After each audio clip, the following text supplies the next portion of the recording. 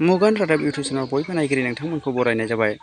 दिनै आं होनो सानदों इन्डियान हिस्टरिनि बागै मोस्ट इम्परटेन्ट कुइसन जाय सोंनाय आरो फिननायफोरा आसाम डाइरेक्ट रिक्रुटमेन्ट आरो बायदिसिना इन्टारभिउनि थाखाय गोनां जागोन।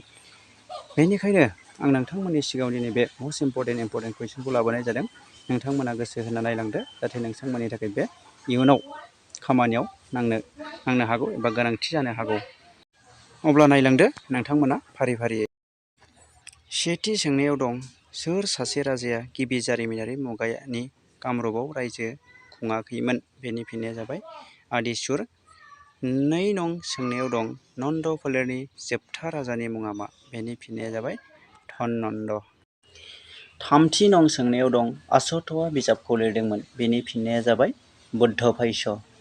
4थि नं सोंनायाव दं नागानन्द फावथायनि रनसायगिरिया सोरमोन? बेनि फिननाया जाबाय हर्षवर्धन।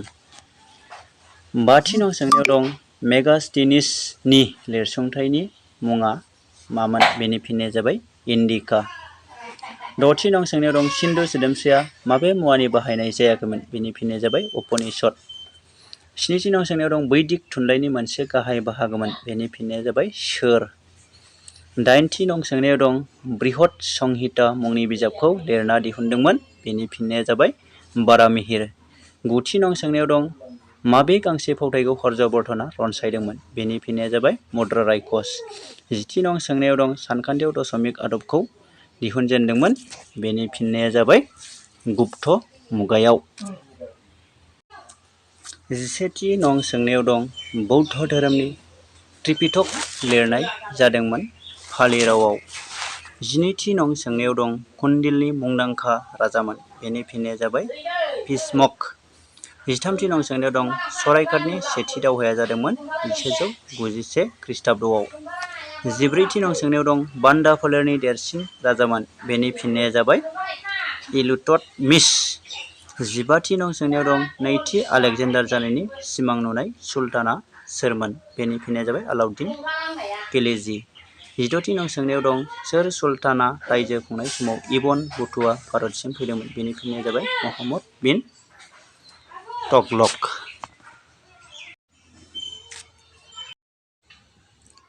17थि नं सोंनायाव दं रायपुर सिक्रियानि सेराव माया? बेनि फिननाया जाबाय आग्रानि सेराव।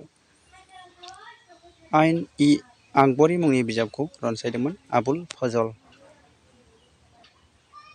शाहजाहाननि समाव लुनाय जादोंमोन? बेनि फिननाया जाबाय शीश-महल। 20थि नं सोंनायाव दं फतिया-इ-आब्रियानि लिरगिरिमोन? बेनि फिननाया जाबाय शिहाबुद्दीन। 21थि नं सोंनायाव दं पाल फोलेरनि जोबथा राजानि मुङा मितिपाल। 22थि नं सोंनायाव दं पानिपतनि सेथि दावहानि मायथाइया 1526 खृष्टाब्दआव। आलमगर मुं लानाय मगल सम्राटआ सोरमोन? बेनि फिननाया जाबाय औरंगजेब। सोर सासे पन्डितआ महाराजा नारायणनि अनसायनाय मोनाखैमोन?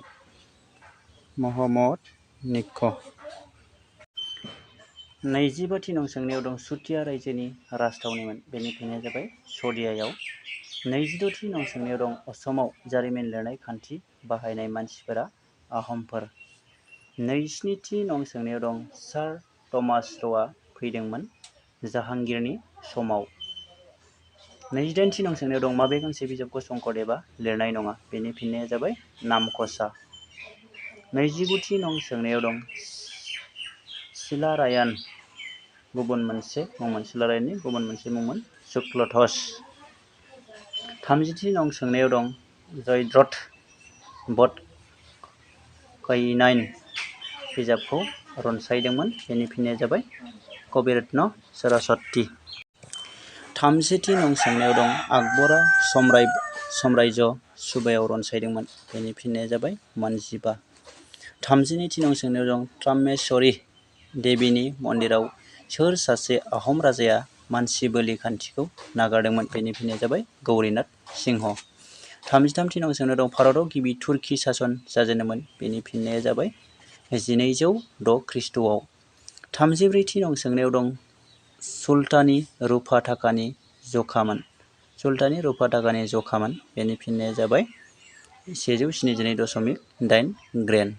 35थि नं सोंनायाव दं सदिया कया गाहाय बिफानखौ सोरजिदोंमोन? बेनि फिननाया जाबाय सुहुमुङा। तुरबकनि बेरेखायै दावहा नांनाय आहम जोहोलावजोआ सोरमोन? बेनि फिननाया जाबाय मुलागाफर। 39थि नं सोंनायाव दं गोदान भारतनि जब जागरणनि बिफामोन? बेनि फिननाया जाबाय राजा राममहन राय। 40थि नं सोंनायाव दं कलिकातायाव इमेरियेल बिजाब बाख्रि गायसननायाव अनसायदोंमोन? बेनि फिननाया जाबाय लर्ड कार्जन। 41थि नं सोंनायाव दं कलिकाता नोगोरमा गायसननाय जादोंमोन 1690 मायथाइयाव। 42थि नं सोंनायाव दं आइजो सोलोंथाइनि थाखाय 1916 मायथाइयाव गिबि भम फरायसालि गायसनदोंमोन? बेनि फिननाया जाबाय पुनायाव। 43थि नं सोंनायाव दं वाराणसीआव संस्कृत कलेज गायसनदोंमोन? बेनि फिननाया जाबाय जनाथन डानकान। 44थि नं सोंनायाव दं सरायघाट दालांखौ साजायना दिहुनदोंमोन? बेनि फिननाया जाबाय 1962 मायथाइयाव। 45थि नं सोंनायाव दं मान आरो आहमनि जोबथा दावहाया मामोन? बेनि फिननाया जाबाय मगरनि दावहा। 46थि नं सोंनायाव दं यान्डाबु गोरोबथाया जादोंमोन? बेनि फिननाया जाबाय 1826 मायथाइयाव। 47थि नं सोंनायाव दं सोरनि दैदेननायाव आसामाव गावखुंथाइ दोलो दानाय जादोंमोन? बेनि फिननाया जाबाय तरुणराम फुकन।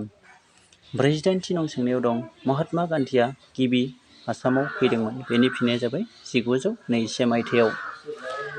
49थि नं सोंनायाव दं कानिंहाम सार्कुलार फोसावनाय थांखिमोन? बेनि फिननाया जाबाय फरायसाफोरखौ सोमावसारनायनिफ्राय जानगार होनाय। 50थि नं सोंनायाव दं आसामनि राजथावनिखौ शिलंसिम सोलायनाय जादोंमोन?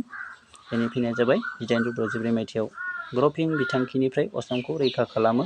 बेनि फिननाया जाबाय गपिनाथ बरदलैया। लोगोफोर दिनैनि इण्डियान हिस्टरिनि जोबोद बेसेन गोसा सोंनाय आरो फिननाय आयदाखौ बेखिनियावनो दोनथ'नाय जाबाय। नोंथांमोना आंनिफ्राय बा बे चेनेलनि गेजेरजों बिदिनो इम्परटेन्ट सोंनाय आरो फिननायफोरखौ मोनलांबाय थागोन। बेखायनो बे सोंनाय आरो फिननायनि नटिफिकेसनखौ मोननो थाखाय अननानै आंनि चेनेलखौ लाइक, कमेन्ट, शेयार आरो साबस्क्राइब खालामनो दाबाव।